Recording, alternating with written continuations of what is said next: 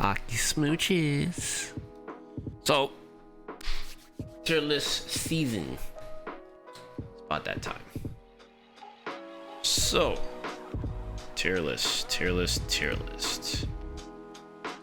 Who is the top dog? Mirror, mirror on the wall. Who is the top dog of them all? Well, JP. I think this guy goes without saying. I don't even think JP needs much to be said about. I'm gonna be that guy. I've been saying JP is the best character in this game week 1. You cannot tell me as a Guilty Gear player that this character is not a Guilty Gear character. 1, I mean, your battle director is a Guilty Gear player, so facetious moment over. But he's a mixture of Testament and Zato, so it's kind of like a no-brainer, you know what I mean? So he just has everything. OD amnesia, leads to a lot of damage. He's got 7k damage setups. He's got crazy Oki. He's got crazy neutral. His buttons in some cases can seem a bit sussy, but his buttons with his special moves are like where it's at. And he can compromise you really easily if you get into burnout. That's not where you want to be. Burnout is not where you want to be against the top dog. So, it's not where you want to be. But he is numero uno as far as I'm concerned. Now, obviously, my man here, he's next to him, right? It's definitely Ken. I do think Ken and JP are pretty much top 2. They have not only the best results, not just in winning tournaments, but like player pick rate is pretty high for these two. Like, not much to say here, man. Like, those two are just, they're just that good. You know what I mean? It doesn't mean that they don't have any faults or anything like that, but I mean, it's Ken. Low for a drive rush. His drive rush Oki is really good. His damage output's good. His corner carry's good. His average damage output, I think average damage output for Ken is just, it's solid. It's consistent. You know what I mean? It's nothing, oh my god, but his punish counter damage is like, all right, hold on. You know, punish counter damage is really good on top of the corner carry. So it's pretty much, these two have been pretty much jockeying for top 2 spots. So yep, Ken is among the S tiers. After that, I think it would probably have to be Guile. I think these 3 are very consistent right now across all regions. These characters, they've just done well in events across the board. Pick rates for these characters are all good. Another one that's there. Not necessarily that him and JP have a very similar game plan. Obviously with the zoning, holding down the neutral. I think all it is just Guile doesn't get to capitalize on as many full screen situations at all like JP does. But he's stocked with great level 1, 2, and 3. Anti-air damage is good. His drive rush is solid. Good buttons. He's just good. No, nothing to say there, to be honest with you. From there,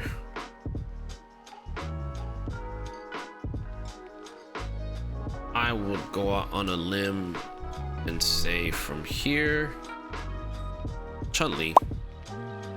I think too many people have slept on this character.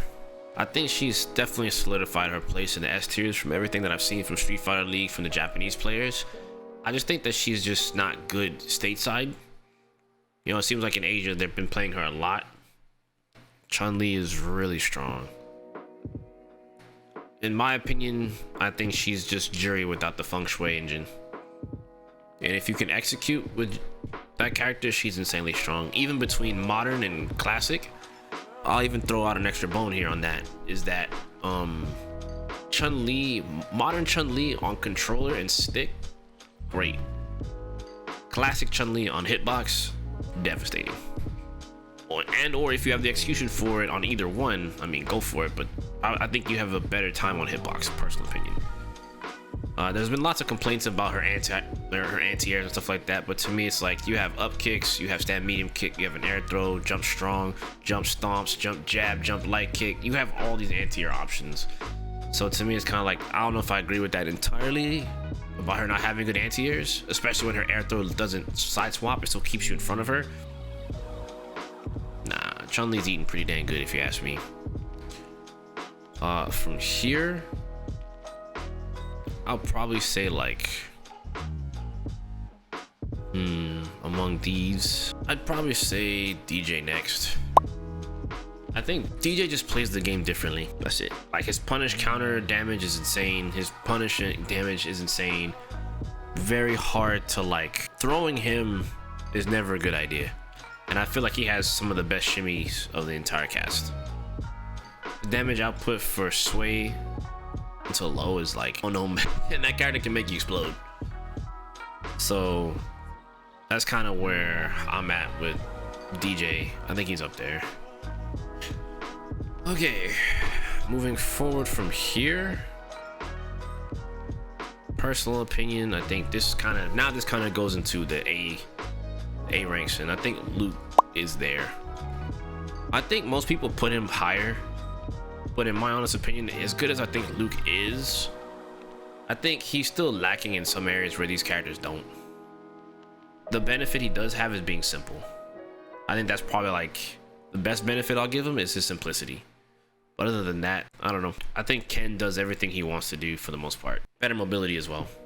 I think the biggest saving grace to Luke is crouch medium punch being +1 and crouch medium kick forward advancing. And in general, just forward advancing normals. It's gotta be real. Then from there, I'd probably say CAMMY. I think CAMMY is very much like Luke, very simple. Very consistent character, good walk speed, good damage, good DP. DP is kind of finicky in some areas, but you do have back medium punch. And I say finicky because sometimes you can, as someone that played CAMMY, sometimes you can DP incorrectly. Maybe you might choose the wrong DP to anti-air when you can use back medium punch, and she does have an air throw. So that is very good. I think her meaties are very fantastic. Her damage output's fantastic for the most part. Corner carry is good. I think she just needs meter to do certain things a bit more than others. And she doesn't really get to utilize drive rush as much as some of the other cast members. Not bad, but that's just me. I would say JURI.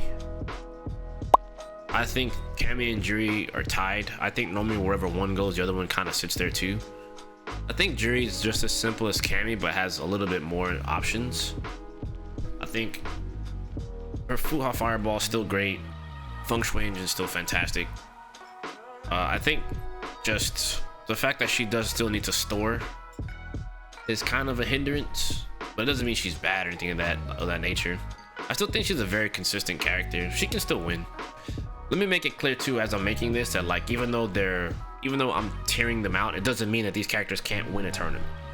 Like, I think all these characters are just downright amazing. I'm gonna be real with you, and they're all just downright amazing. Moving forward from here, I would say in the A+ department, probably BLANKA. I think BLANKA's more than proven himself to be a strong character. I do think he does have some struggles with some of these other characters up here, but I think he's definitely like solidified his spot there. Let's see. Whom else? I would say A+. A+, a lot of characters kind of reside here, if I'm honest opinion. I would probably put RASHID. I think RASHID's A+. His anti-air game is probably the most finicky, honestly. If you had anyone to complain about anti-airs, it would definitely be RASHID. I've seen more than enough clips of EX Mixer getting just murked for whatever reason, which is pretty bad. But I think his setups, level 2 is still really good. RASHID kick is strong. I think RASHID's utility is still good. I think RASHID's utility is still fantastic. From here, there's quite a few other characters I think that sit here in the A+, and I'm going to be that guy. Yep, I believe it. I'm a believer.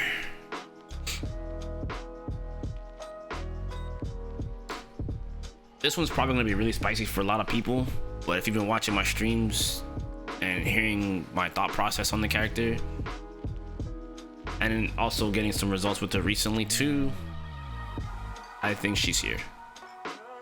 I think the only thing that's gonna have people thinking why is because, well, how's she this good if she can't do these things? If you just eradicate the whole idea of not having a DP, but also understanding that her damage output, while very situational in some cases, her ability to steamroll a match with her level 3, her level 3 buff doesn't get talked about. Her level 3 doesn't get talked about at all. A lot of people just see low damage and lack of a DP and they're like, well, it sucks. And it's like, she can outfoot you the entire roster with the level 3 buff. She can corner carry with any freaking combo for the most part. You know, except for like obviously jab, jab, jab, chop. That still leads into a 50-50. It's either gonna be strike or throw. You know what I mean? So I think she's earned her. I think she's earned her keep there. Additionally, which I should throw out here, she does good against JP. That's something to not scoff at. She does have a pretty damn good match with JP, and I think that over time her matches are just gonna get better. So,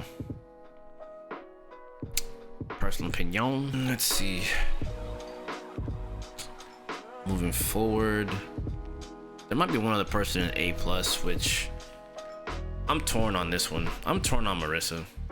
I think Marisa is still a very good ass character, but I think that I think she just loses to getting lamed out.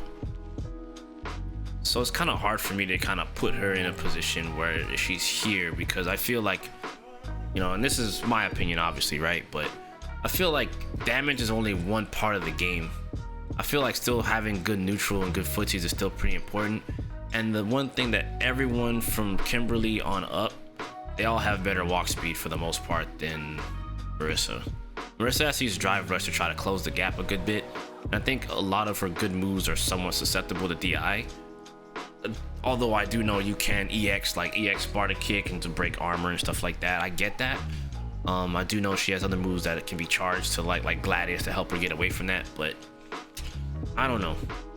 I'm starting to feel very like indifferent about her. So to me, she's the wild card to go here or here. I mean, most would probably say she should be A+ because if she touches you, but it's like if she touches you, you know what I mean? Like her kit, honestly, her kit to me on Oki is pretty flawed. EX armor, when safe jumped, the armor hit goes behind you. Like you both clash and you beat each other. So like, but the person who safe jumped is gonna be the winner. So like the moves don't track. So I don't know. I'm kind of indifferent. She might be like the start of A, personal opinion.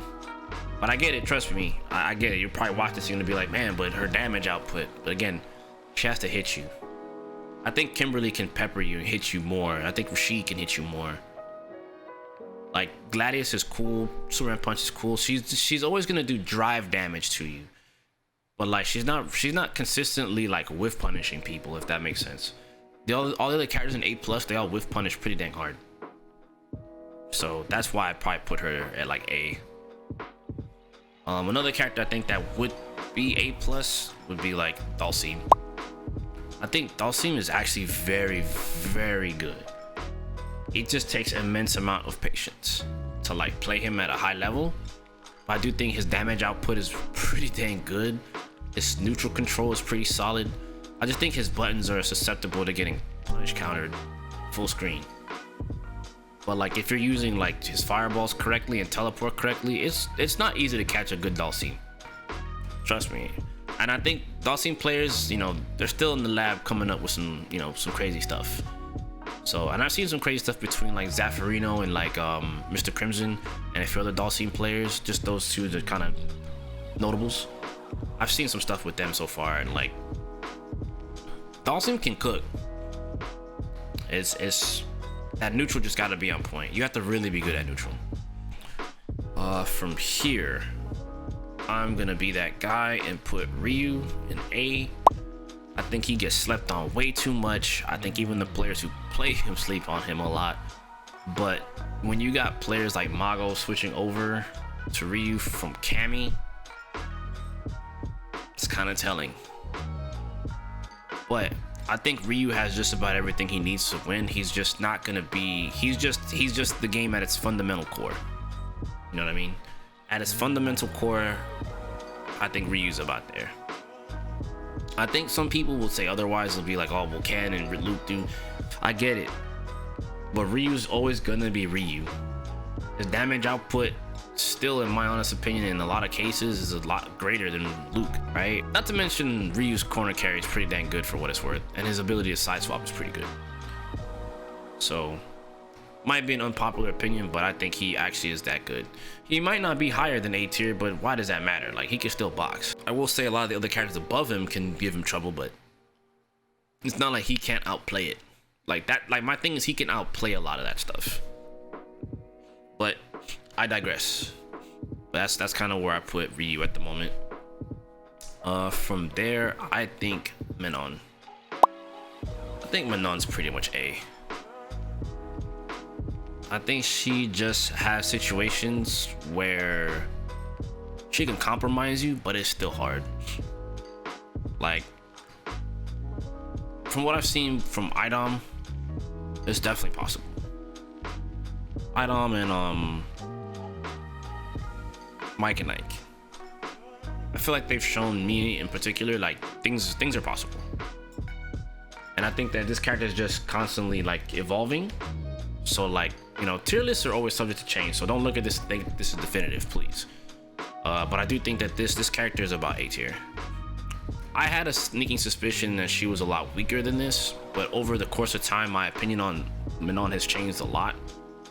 I just think that her objective is a lot trickier, you know? Like, yeah, I see that she has potential to be able to get things going. It's just, she has to be mad patient, because I think that her counter poke game is mad good. It's just, you gotta wait. So I think like the waiting game is the tricky part for her. But the metal system, perfect parry, I think she works well with the system. Because I do think that perfect parry command grab is not something to scoff at. Especially if she can get a combo off of it into the hit grab and get a stock up. You know, it stays indefinite, right? Because her walk speed's slow, etc, etc. The buttons are pretty good though, not gonna lie. But I do feel like she can end games pretty quickly if you let her. So that's why I kind of like, she's kind of like Marisa in a sense. But hot take, maybe she could be better than Marisa. I don't know. Just throwing it out there, food for thought. I think this about rounds out A tier. I think the remaining roster is just all B. I think Lily's probably the top dog here.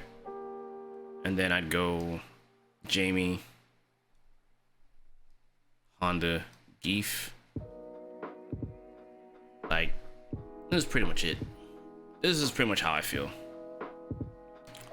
Like, I could sanction off and be like, you know, B+. Because if I'd actually, you know what, why not? I think just to kind of sanction it off, I'll add another row below. And we'll call this one B+. And we'll take this one to B. I think that'll like round it out. I think these two are about here. Might as well just kind of isolate a little bit more. This way we can kind of like get a little bit better of a separation. So I think this is pretty much what I think. I think the game's evolving a lot. I think as we move forward, we'll start to see even more of this, especially with the inclusion of Aki and how she's gonna change the meta. Maybe she might shake some things a little bit. Hard to say, but this is what I think right now. So yeah, that's what I'm doing here for this tier list. Talk to me in the comments below how y'all feeling about this tier list. So talk to me in the comments below. Talk to me. And I'll catch y'all on the next one. Gooses.